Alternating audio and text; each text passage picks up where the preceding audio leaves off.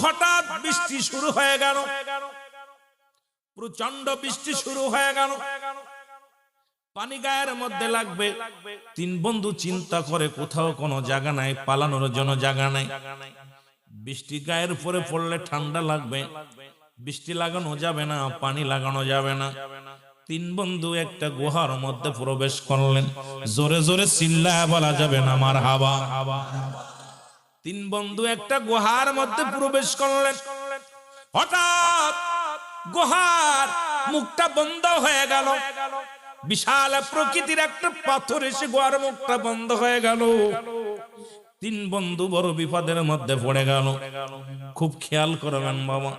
তিন বন্ধু চিন্তা করে, আল্লাহ এখন বারণের কোনো জায়গা নাই, শ্বাস প্রশ্বাস বন্ধ হয়ে যাবে, না জানি মারা যাব, দম বন্ধ হয়ে যাবে, কি উপায় বাঁচা যাবে আল্লাহ?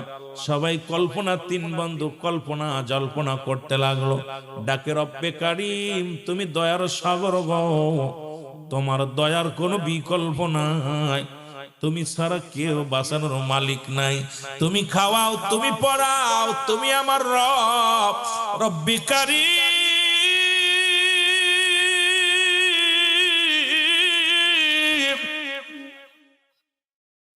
ও রব্বে কারিম গো, তোমার দয়ার দিকে তাকায় রইলাম। তিন বন্ধু তাকাচ্ছে রব্বে কারিমের দয়ার আশায়। জোরে জোরে চিল্লায়া বলা যাবে না মারহাবা। তিন বন্ধু মিলে দোয়া করে, চিন্তা করে। তিন বন্ধু বলে, আল্লাহ আজকে বাঁচার কোনো গতি নাই, আজকে বিপদ থেকে কে আমাদের উদ্ধার করবে? এই পাহাড়ের মধ্যে গুহার মধ্যে থেকে পাথরটাকে সরাইয়া দিবে। তিন বন্ধু চোখের পানি ছেড়ে কান্দার বলে, বন্ধুরে, আমাদের জীবনে যদি কোনো ভালো কাজ করি, রব্বে কারিমের কাছে প্রার্থনা করব, কারণ আদম নবী কেঁদেছিল, রব্বানা জালামনা আনফুসানা ওয়া ইল্লাম তাগফির লানা ওয়া তারহামনা লানাকুনান্না মিনাল খাসিরিন। জোরে জোরে চিল্লায়া বলা যাবে না মারহাবা। আদম আলাইহিস সালাম কেঁদেছিল, রব্বে কারিম আমি জালিমদের অন্তর্ভুক্ত হয়ে গেছি গো। ওরে আদম রে, যদি কোনো ব্যক্তি জালিম বলে তার ঈমান চলে যাবে সঙ্গে সঙ্গে, থাকবে নি? হ্যাঁ বলেন, ঈমান থাকবে? আদম তো নিজেই বলছে, আল্লাহ আমি তো জালিমদের অন্তর্ভুক্ত হয়ে গেছি, আমার তুমি ক্ষমা করে দাও। আদম নবী নিজে বলছে। এখন আপনি যদি বলেন যে আদম নবী ভুল করছে, আদম নবী জালিম হয়েছে, আপনার ঈমান থাকবে? সঙ্গে সঙ্গে চলে যাবে। আদম নবী বলে, রব্বানা, ও আমার রব, ও আমার প্রতিপালক। মারহাবা বলেন না। ইউনূস আলাইহিস সালাম কান্দে, উনিও কয় লা ইলাহা ইল্লা আনতা সুবহানাকা ইন্নী কুনতু মিনাজ জালিমিন। জোরে জোরে চিল্লা বলা যাবে না মারহাবা। ইউনূস আলাইহিস সালামকে আল্লাহ আমি জালিমদের অন্তর্ভুক্ত হয়ে গেছি। এখন ইউনূস আলাইহিস সালামকে যদি জালিম বলেন, তার ঈমান থাকবে? কথা বলেন, ঈমান থাকবে? নবী বলেন, হায়াতি খায়রুল লাকুম, আমার হায়াতের জিন্দেগিটা আমার উম্মতের জন্য কল্যাণ স্বরূপ। ও মামায়াতি খায়রুল লাকুম, আমার নবী কয় ফাতি খায়রুল লাকুম, আমার ইন্তেকাল শরীফটা আমার উম্মতের জন্য কল্যাণ স্বরূপ। জোরে বলেন মারহাবা। আরো জোরে। আমরা ধীরে ধীরে যে আলোচনা, যেহেতু কবরবাসীদের স্মরণে অনেক কবরবাসীর সুন্দর সুন্দর আলোচনা আছে, আর মরার কোন আফটার ডুয়াস চলে না। কি হুজুরদের মুখ থেকে যা শুনছেন আপনারা এটাই শুনবেন। মরণের কোন আফটার ডুয়াস আছে? মরার বাঁচবে, মর হয় 2 বছর বাঁচবেন, 3 বছর বাঁচবেন, 10 বছর বাঁচবেন, তারপরে কথা কয় না, মরণ আছে? এটা থেকে বাঁচা সম্ভব না। এর কোন আফটার কোন ওয়াস নাই। সুতরাং ওয়াস, মরণের বিকল্প কোন ওয়াস নাই। আমরা আস্তে আস্তে যাব, আস্তে আস্তে। বাবা ধীরে ধীরে কথা বলো। পাগলাই তিতা মিঠা বোঝে না, পাগলারে জিলাফি দিও না। ঠিক কি না? বুঝতে পারছি, ওনার দেখছি তো, এই জন্যই বলছি। পাগলার হাতে জিলাফি দিয়া কয় টক নি, কয় হ, জাল নি, কয় হ, মিষ্টি নি, হ, কথা বুঝেননি? এখন উনি তো করবো, উনারে সাবধান রাখতে হইব। এই জন্য বলি পাগলাই তিতা মিটা চেনে না, পাগলারে জিলাপি দিও, ঠিকই না? তাবারক দিয়ে আজকে ভালো করে কোরআন বলে তাবাই পাশে বসেন, পাশে বসেন, ভাইদের কাছে বসেন, ওয়াজ শোনেন। আল্লাহ যেন আপনার রহম করে, আল্লাহর আপনার ওসিলাও যেন আমাদের ক্ষমা করে। কোন পাগলে কোন আল্লাহতে বই আছে আল্লাহ ভালো জানে, জোরে বলেন ঠিক কিনা? কোন পাগলের ভিতরে আল্লাহ বিরাজ করে, মনে করছে আমি হুজুর মানুষ, আমি মনে হয় বুজুর্গ। কোন পাগলের আল্লাহ খুশি করছে, কোন পাগলের ভিতরে আল্লাহ পাক পাগলের কথা আল্লাহ কবুল করবো, এটা রব্বে কারীম ভালো জানে, জোরে বলেন ঠিক কিনা? দুনিয়ার মুসলমান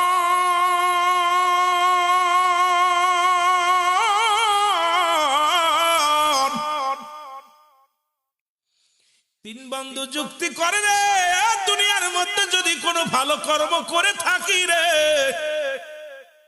এর ওসিলায় যদি রব্বে কারীমের কাছে দয়া চায়, যদি রব্বে কারীম আমাদের দয়া করে তাহলে বাঁচতে পারবো, নয় তো মারা যাব।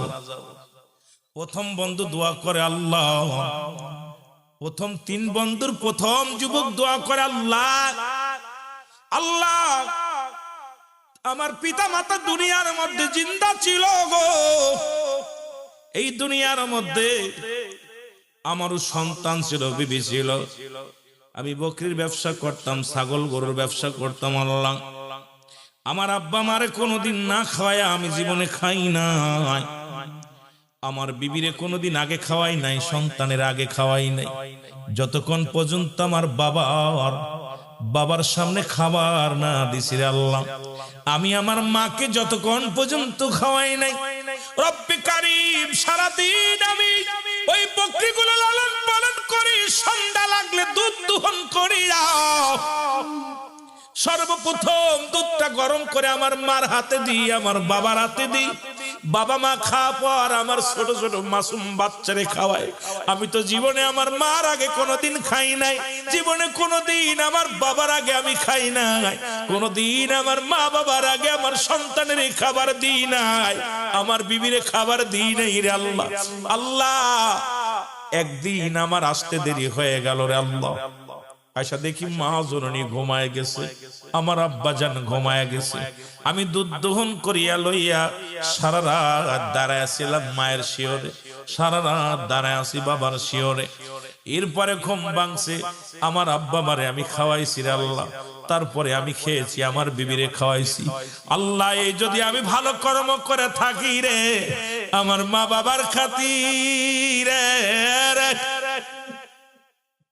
রব্বে কারীম আমি আমার মায়ের প্রতি শ্রদ্ধাশীল ছিলাম, আমার বাবার প্রতি আমি শ্রদ্ধাশীল ছিলাম, আমি আমার মা বাবার অনেক ভালোবাসতাম, আমি আমার মা পাগল বাবা পাগল ছেলে ছিলাম রে। আমার মা দোয়া করেছে আমার জন্য, বাবাই দোয়া করেছে রে, আজকে আমার মায়ের ওসিলায় বাবার ওসিলায় আল্লাহ এই পাথরটা একটু সরায়া দাও, সঙ্গে সঙ্গে দোয়া আল্লাহ কবুল করেছে, পাথর কিঞ্চিত সরে গেছে, একটু ফর্সা হয়ে গেছে, জোরে জোরে চিল্লায় বলা যাবে না মারহাবা। মা বাবাতে কত বড় নিয়ামত। অনেক ওয়াজ আছে ইউটিউবে দেখবেন, আমার পিতা মাতার ওয়াজ, আমার দেশে অনেক ছেলেরা মা বাবার ওয়াজ করে, অনেক বক্তারা, কিন্তু মা বাবার খেদমত আমরা করতে পারি না। দুঃখজনক। প্রতিটা সন্তানের কাছে 14টা হক। কয়টা? 14টা। মৃত্যুর পরে 7টা আছে, মৃত্যুর আগে 7টা, মোট 14টা হক আব্বা মা পায় সন্তানের কাছে। আমরা সন্তানরা 14টা হক আদায় করতে পারি না। আমার বিশ্বাস এগুলো আদায় করতে পারতেছি না। জান্নাত কি এত সহজ? পিতামাতা 3 শ্রেণী মানুষ, কোন দোয়া কবুল হবে না। তার ভিতরে 1 নাম্বার হলো পিতামাতার নাফরমানি সন্তান, 2 নাম্বার হলো এতিমের মাল ভক্ষণকারী, 3 নাম্বার হলো হিংসুটে মানুষ, যাদের মনে হিংসা। তো হিংসা বাদ দিলে আমার মনে হয় বর্তমান মানুষ খুব খুব দুরস্কার, জোরে বলেন ঠিক কি না?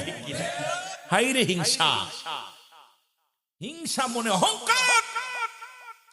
রাসূল বলেছেন 3 শ্রেণীর মানুষের দোয়া আল্লাহ কবুল করেন না। নাম্বার 1 পিতামাতার নাফরমানি সন্তান। আব্বা মার বাধ্যতা ছিল না, আব্বা মার অনুগত্য নাই, সে বাইতুল মুকাররমের ইমাম হোক, কাবা শরীফের ইমাম হোক, সব বরবাদ। আব্বা মা এত বড় নিয়ামত। বন্ধুগণ আমার পাথরটা একটু সরে গেছে।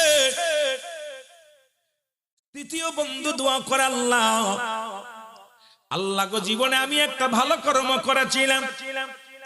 আল্লাহ আমার চাচাতো বোন অনেক সুন্দরী চেহারা, মনে মনে তারে ভালোবেসে ফেলেছিলাম, তার প্রতি অনেক লালসা নজর এসে গেছিল। আল্লাহ একদিন তাকে আমি অফার দিলাম, মন্দ কাজের অফার দিয়েছিলাম। আমার চাচাতো বোন বলেছিল, ভাই শোনো শোনো, আমার মহারানা তোমারে পরিশোধ করার জন করো নাই, সুতরাং আমার সতীত্ব তুমি নষ্ট করো না। শোনো শোনো, আমি রাজি নয়, রাজি নয়। আমার বাবারা, আমি ওনার প্রতি এত লোভ ছিল, এত লালসা ছিল আমার স্বাস্থ্য বোনের উপরে, এত সুন্দর চেহারা, এত সুন্দর রূপ, আমি পাগল ছিলাম। হঠাৎ দুর্ভিক্ষ দেখা দিল, আমার বোনেরও অভাব দেখা দিল, আমার কাছে আসলো। আসিয়া মুসলমান আমার কাছে সাহায্য চাইল।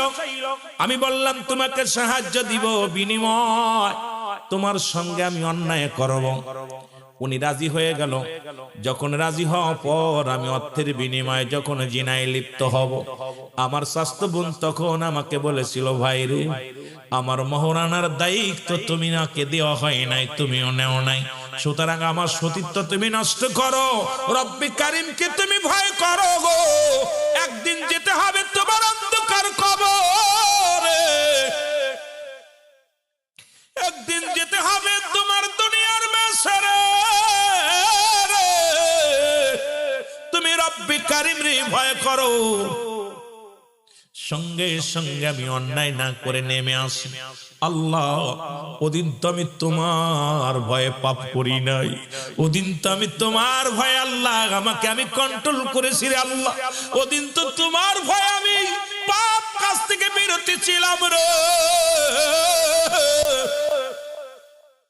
ওই দিনটা আমি তো কোনো অন্যায় করি নাই, রব্বি কারীম ওই দিনটা যদি তোমার কাছে প্রিয় হয়, পছন্দ হয়, তাহলে তুমি আমারে দয়া করো, আজকে এই গুহার মুখ থেকে পাথরটা একটু সরায়া দাও। সঙ্গে সঙ্গে রব্বি কারীম দোয়াটা কবুল করে নিছে, পাথরটা খানিকটা সরে গেছে।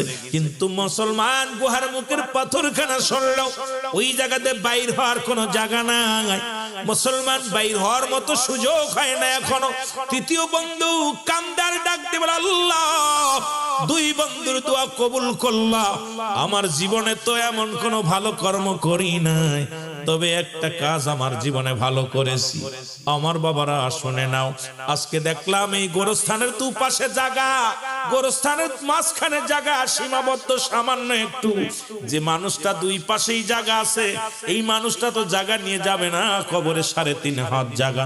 এমন একটা গোরস্থান বানানোর দরকার, যেখানে শুইলে পারে আর নিজস্ব আরো 10 জন যেন শুতে পারে, সেই ব্যবস্থাও করার দরকার আছে কি না? ওরে আসবে কবে সুখের একটা দিন গয়ে নাহি, আসবে কবে, আরো জোরে বলেন, আসবে কবে সুখ, আসবে কবে। এর যায় নামাজে দাঁড়াইয়া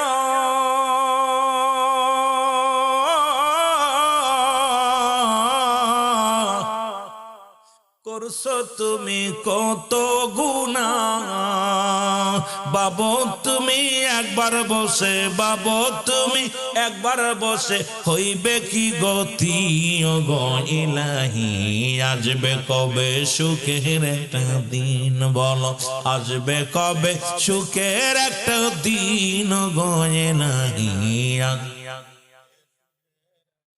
এ দুনিয়ার মুসলমান,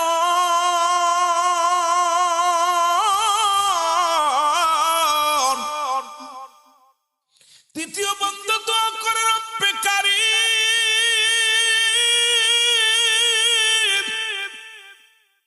ও রব্বে কারীম, আমি দুনিয়ার মধ্যে ধান চালের ব্যবসা করতাম গো,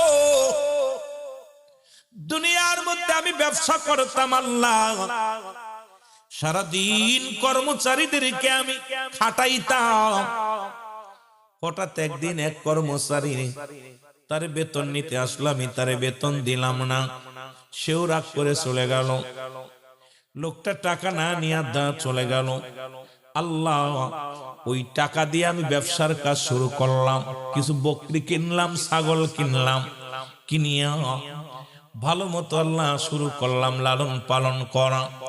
অনেক দিন পরে, কয়েক বছর পরে ওই লোকটা আমার কাছে এসে বলল, ভাই আমার দিনা, আমার পাওনা দাও, আমি সেই কর্মচারী, আমার পারিশ্রমিক দাও। তখন ওই লোকটা বলেছিল, ও মুসলমান শুনে নাও। যুবক বলে, আল্লাহ, ওদিন আমি বলেছিলাম তুমি নিয়ে যাও, এই নাও ছাগলগুলো নিয়ে যাও, বকরিগুলো নিয়ে যাও। তখন ওই লোকটা হেসে বলেছিল, তুমি কি আমার সাথে পাগলামি করো? আমি আসলাম পারিশ্রমিক নেওয়ার জন্য, তুমি আমাকে ছাগলের পাল দেখায় দাও, মশির পাল দেখায় দাও। তখন বলেছিল আল্লাহ।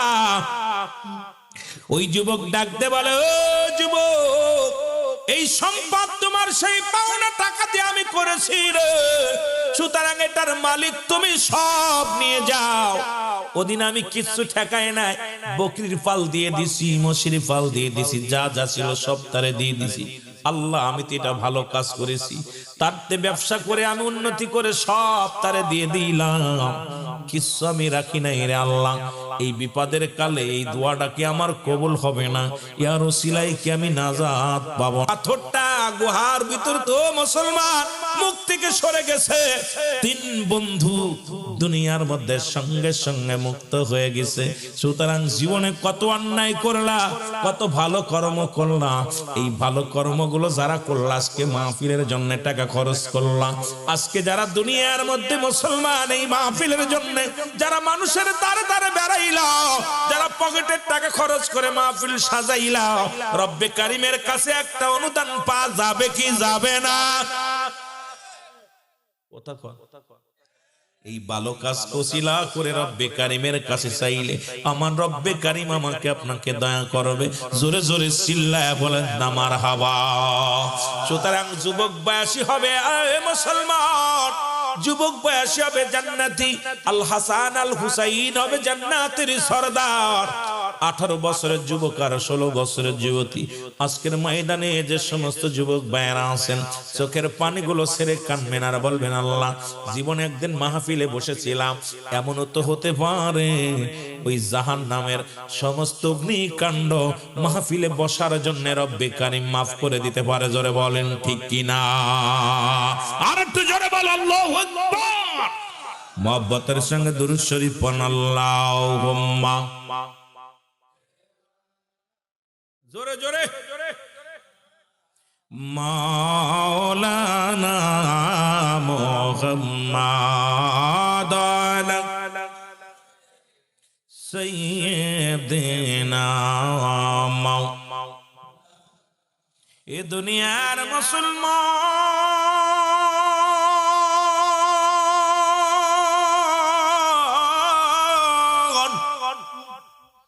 আমি বলতেছিলাম মানুষের 3টা বিপদ গো। নাম্বার 1 হলো মানুষের মরণ। মরণের পেয়ালা পান করতে বের কোনো ছন্দ নাই। জোরে বলেন ঠিক কিনা? কার কার মরণ নাই একটু হাত তোলেন। মরণ নাই কার কার নাই? মরণ মরণ আছে? আমি কইছি মরণ নাই কার কার? ওয়াজ কোন দিক খেয়াল করে শুনতেছেন? মরণ নাই কার কার একটু হাত তোলেন। আবার উঠে মরণ আছে কার কার একটু হাত তোলেন। আলহামদুলিল্লাহ।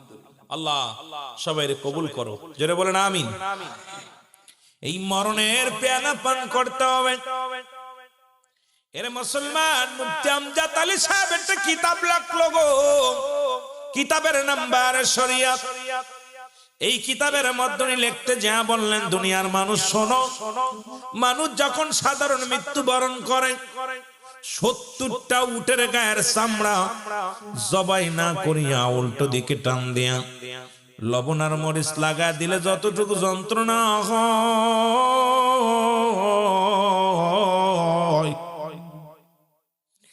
এর চাইতে 70 গুণ যন্ত্রণা হলো একটা সাধারণ মৃত্যু।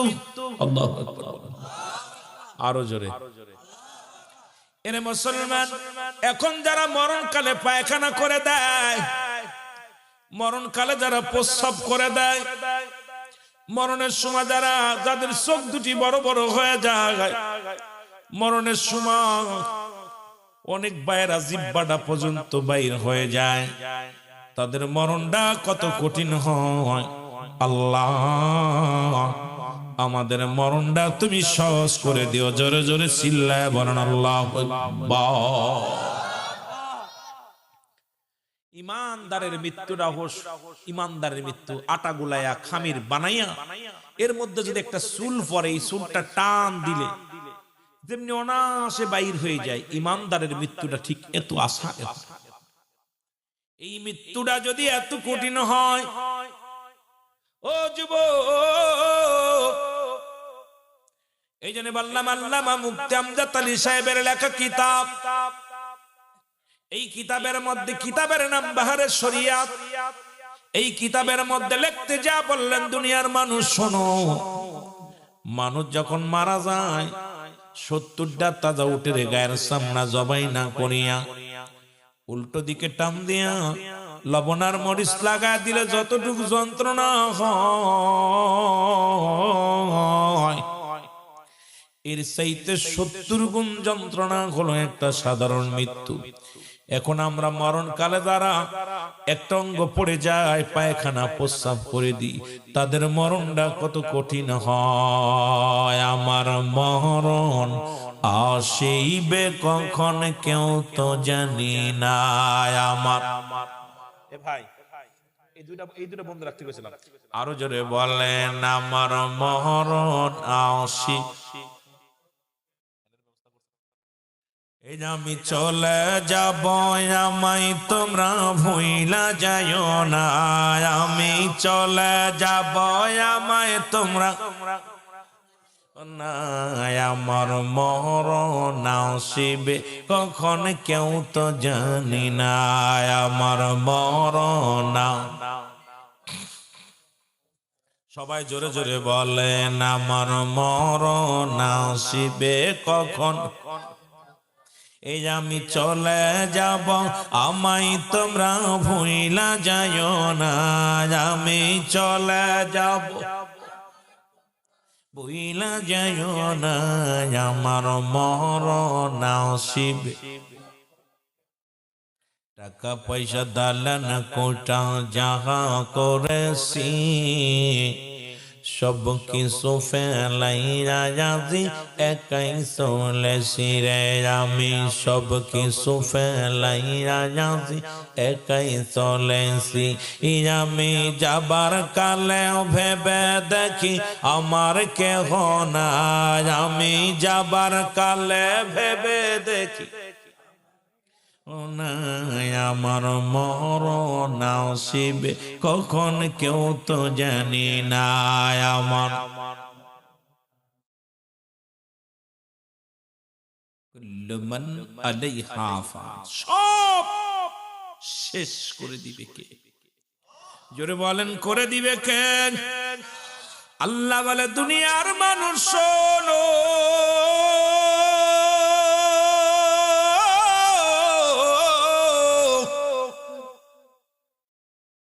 বালা কইরা দিলের কান্ডা লাগা শোনো, এই জমিনের মধ্যে 3 ভাগ পানি 1 ভাগ মাটি। আল্লাহ কয় বান্দা রে, এই জমিনটা আমি রাখবো না, এই জমিনটা আমি চূর্ণ বিচ্ছিন্ন করে দিব। এই জমিনের মধ্যে যত মাটি আছে মাটিগুলো পুড়ে তামা বানায়া দিব। কি হয়ে যাবে? আরো জোরে বলেন। আজকে মাটি নিয়ে কত হট্টগোল, জমি নিয়ে হট্টগোল।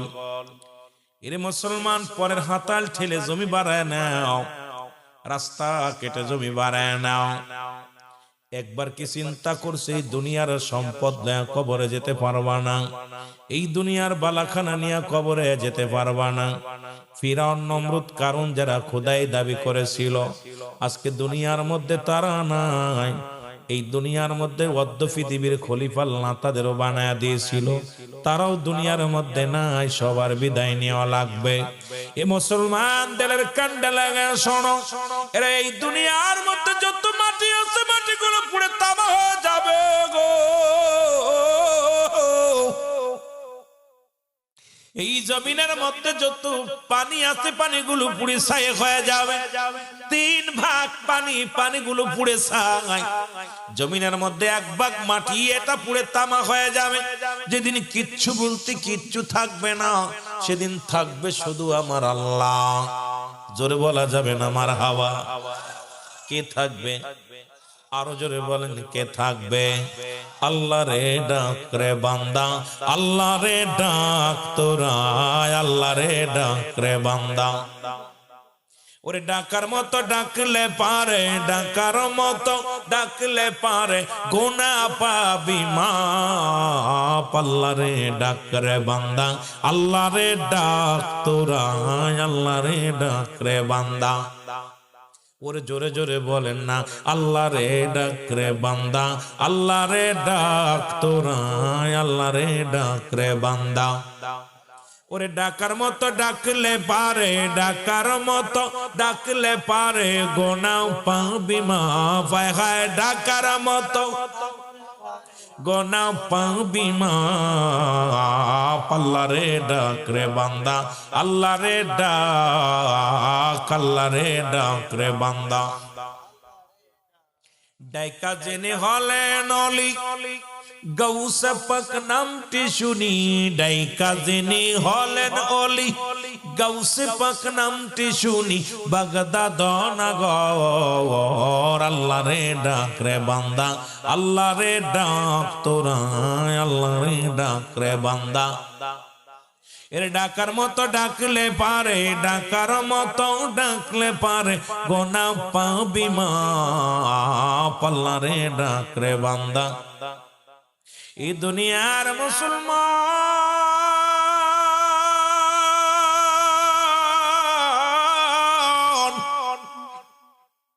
আল্লাহ কয় বান্দারে যেদিন সব কিছু চূর্ণ বিচ্ছিন্ন করে দিব,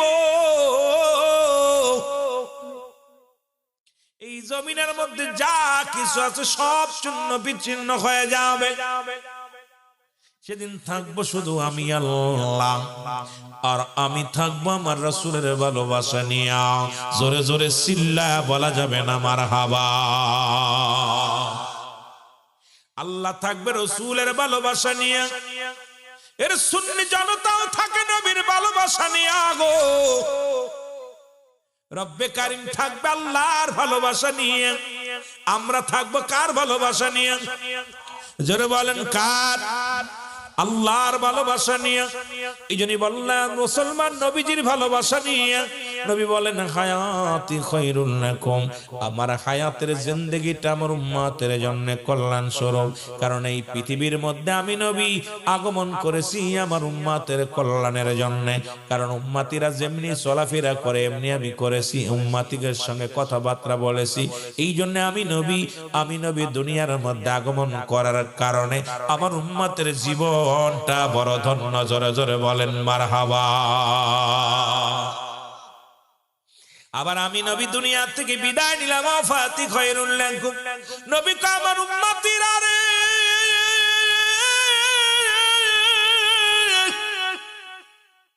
এরে আমি নবী দুনিয়া থেকে বিদায় নিলাম গো, এটা আমার উম্মতের কল্যাণের জন্য।